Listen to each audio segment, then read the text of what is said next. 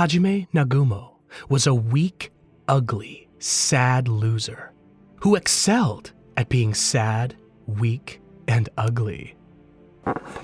What? One day, he and his classmates got sent to a fantasy game to survive or die. After almost picking the latter, he returned as an overpowered character. Hajime, an otherwise ordinary guy who had clearly mistaken the great Orcus labyrinth for an amusement park, woke up in a place that made a horror movie look like a Disney musical. Surrounded by monsters and as lost as a tourist without a map, he panicked like a cat in a bathtub while trying to figure out how to get out of this nightmare. He spotted what looked like a harmless bunny before he could ask it, What's up, dogs? The bunny went full Hannibal Bunny on some unsuspecting monsters and turned them into monster mash. Before the bunny could turn its attention to Hajime, a larger predator, some kind of bear, appeared and killed it. Terrified, Hajime attempted to run away, but the bear noticed him and decided it was time for dessert. Hajime tried to escape, but the bear had him in its sights and managed to give him a parting gift, a missing arm. Despite his injury, and undeterred by his new one-armed bandit look, Hajime used his transmutation powers and dug quicker than dream mining in a Minecraft speedrun. After a few tries that would have been laughable if they weren't so life-threatening, he finally got the bear to take a hike and found a small cave to crash in.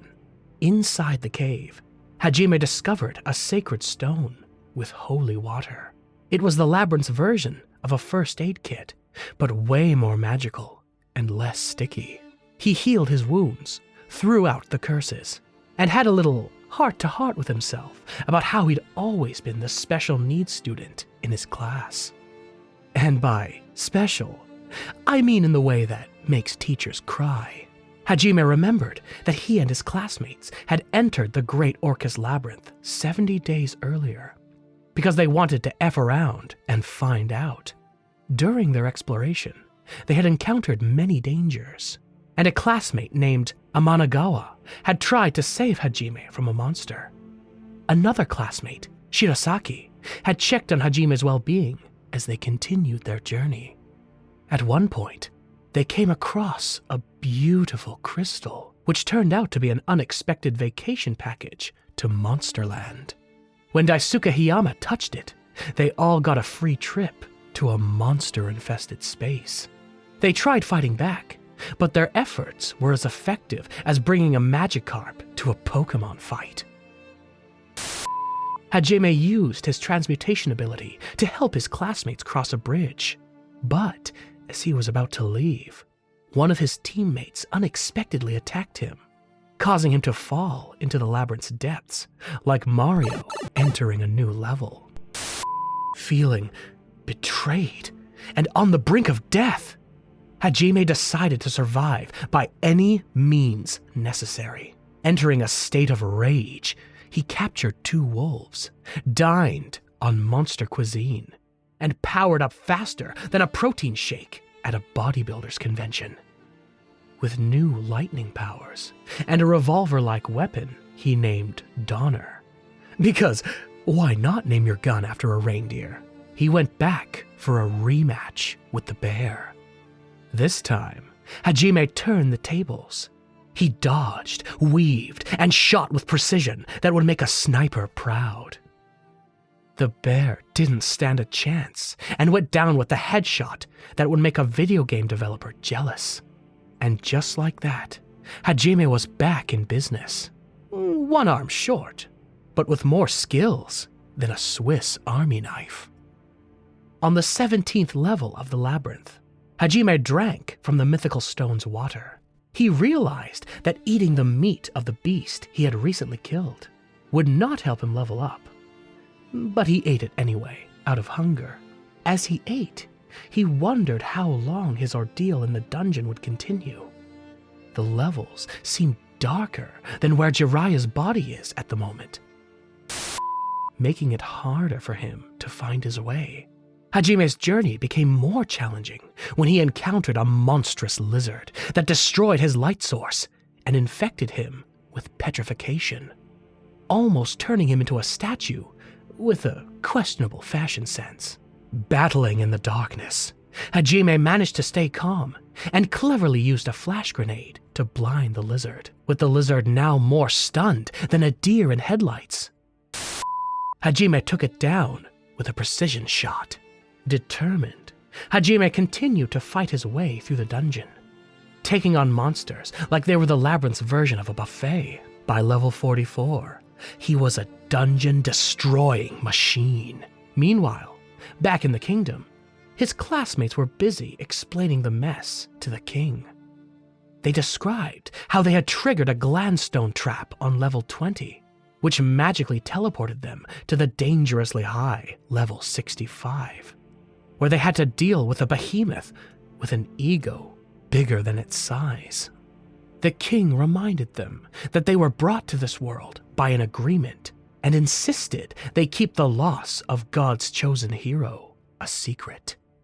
Shizuku, one of Hajime's teammates, took care of their friend Kaori, who was still in shock from witnessing Hajime's epic tumble into the abyss. Kaori recalled how Hajime had been struck by a spell while trying to join them on their way back to the kingdom. When their captain, Meld, made a difficult decision, Shizuku supported him, believing it was necessary, still haunted by memories of their arrival in this world. Shizuku practiced outside, reflecting on their mission to fight demons and their monster allies, summoned by the god of worship to battle demons and their monster buddies. The team had been briefed on the world's races: humans, demons, and beastmen. The world had been in a constant struggle, with demons playing the role of the world's worst party crashers. Humans were on the brink of extinction, fighting monsters with all the willpower of someone trying to survive a zombie apocalypse. Shizuku started suspecting that Daisuke Hiyama, a teammate with the personality of a cactus, and Hajime's primary bully, might have acted out of jealousy. She quickly dismissed it. After all, who would be jealous of Hajime's bad luck? When Kaori finally woke up after 5 days, her first question was about Hajime. Shizuku, trying to avoid the topic like a cat avoiding a bath, eventually had to break the news. Hearing that Hajime was lost, Kaori crumpled to the ground, pleading to return to the dungeon and find him. Meanwhile, Hajime was exploring the dungeon like a tourist on a treasure hunt, unaware of which level he was on. Though he had descended about 50 levels, he became curious about a mysterious door deep within the dungeon and tried to open it with his transmutation abilities. But his attempt awakened several monsters guarding it. Basically, the dungeon's version of an employees-only sign. Hajime, now much stronger, defeated them using his weapon, Donner, and discovered that they had the key to the door inside their bodies. Hajime found a girl trapped in a stone. Disappointed not to find help, he initially decided to leave, but the girl pleaded for his assistance, explaining that she had been betrayed by her people. She revealed that she was a vampire who had been sealed away by her uncle and ministers because of her immortality and rapid healing abilities. Hajime used his powers to break the stone, freeing the girl. As she stepped out, she thanked him and asked him to name her. Hajime named her Yui, meaning moon in Japanese, a name she liked. I know Soko would be trying to make a cameo any time now. Their moment was interrupted when spikes were shot at them, and Hajime shielded Yui, taking the hit himself. Ooh, that's rough, buddy. Hajime survived the spike attack that had him feeling like a porcupine's worst nightmare, but was badly injured. He poured healing liquid from his bag onto his wounds, while Yue helped remove the spikes like a battle nurse. Sensing a stronger enemy ahead, Hajime gave Yue his coat and told her to climb onto his back as he prepared to face a scorpion-like monster. As he prepared to face the scorpion monster, he felt like he was stepping into the final boss level of a video game. Even though he was injured, Hajime gave it his all, trying every attack he could think of. The scorpion's metallic body, however, seemed as impervious as a tin can at a recycling plant. Bullets ricocheted off it like it was covered in Teflon. The battle grew fiercer, and Hajime went Kakashi copy ninja mode and replicated the monster's magic skill to create a stone shield. Meanwhile, Yue regained her strength by drinking his blood. Once she was ready, she used her Azure Blaze ability to deliver a powerful strike to the monster, injuring it, but not sending it to Jesus just yet. Hajime asked Yue to attack again, using the distraction to line up a perfect shot. With precise aim, he fired his weapon, Donner, at the monster's head, finally killing it. After the fight, Yue asked why Hajime hadn't just run away. He replied that he wasn't the type to flee from challenges anymore, now that he was the typical main character who stood on business. Yue then revealed that the labyrinths were created by powerful beings called Mavericks, who had rebelled against the gods and built the labyrinths to destroy the world. The Mavericks were believed to reside at the center of one of these labyrinths, and finding them might lead Hajime and Yue back to the surface. Inspired, Hajime built a new rifle named Schlagen because it sounded way better than shooter. The two continued their journey deeper into the labyrinth. As they traveled, Yue asked Hajime about his past. He explained that he was from Earth, a place with significantly less scorpion monster activity, and had been summoned by the god Et, along with his friends, to fight demons. Unlike his classmates, who were combat experts, Hajime had been a synergist and felt as useful as a chocolate teapot. He revealed that he lost his arm to a monster and had been betrayed by his so-called friends. Now, he focused only on improving himself and held no resentment towards them. Yue was touched by his story, finding it similar to her own, since she also had no home or place to return to. Hajime decided to take Yue with him on his quest to find a way back to Earth. Their journey led them to a rather unusual encounter. Dinosaurs with flowers growing on their heads, which seemed like something straight out of a bizarre botanical garden. Realizing they were dealing with a floral mastermind, they made a hasty retreat and found themselves in a cave full of green crystals. Suddenly, a flower sprouted on Yue's head, indicating she was also under control. She attacked Hajime, but he defended himself and spotted the monster behind her, controlling the flowers. Poison Ivy's distant cousin, who was hot too, but failed the face card. Yue asked Hajime to shoot without worrying about her safety. He took the shot, piercing the flower and hitting the monster, defeating it. Afterward, Yue was angry with Hajime for being so reckless and damaging her appearance during the fight, literally throwing hands, which were like throwing pebbles at Optimus Prime. Later, as Hajime ate the monster meat, he offered some to Yue, who declined, preferring blood instead. His blood, in particular, the best flavor on the menu for her. She approached him, licking her lips, which startled him.